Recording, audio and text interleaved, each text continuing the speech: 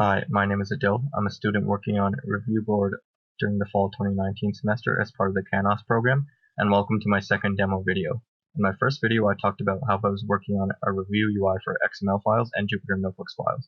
In this video, I'll showcase some of the changes I've made since then. So for XML files, one of the things we wanted people to be able to do is either view the content of each node on the same line as its opening and closing tags, or view the content on an entirely separate line, so that it's easier to see what the actual content of each node is. To do this, we're going to have a checkbox on the front end that the user can toggle on or off to select which mode they want. But when we're doing this, there's one main issue we could be running into with comments. Say someone is leaving a comment on the file with content on a separate line from the node opening and closing tags, and they left a comment on line 2, for example. And now say someone else is, after they've left that comment, someone else is viewing the same file, but with content on the same line as the node opening and closing tags. They would see that comment as if it was left for the second node here, but it was actually meant to be left for the root node.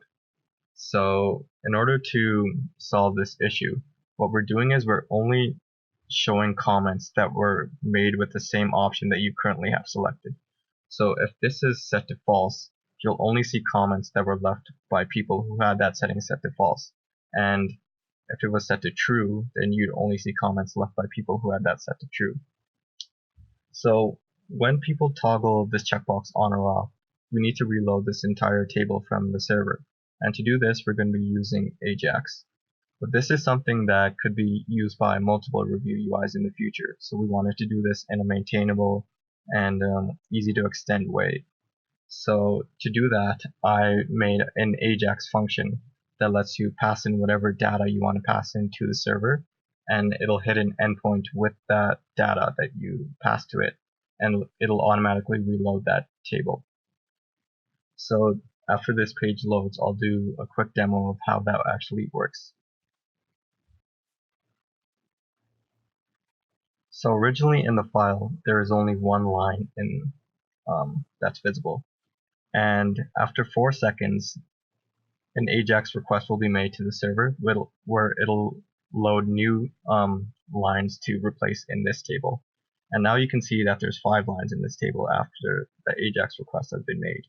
So this is something that's going to be used by the JSON review UI worked on by another student, and it's also going to be used by my XML review UI. And the other main thing that I've been working on is moving the Jupyter Notebooks code away from the NB convert library, because the less libraries that we have to depend upon, the better. We don't have to worry about security issues, etc. And we also won't have to work around the output given by NB convert whenever we want to change something.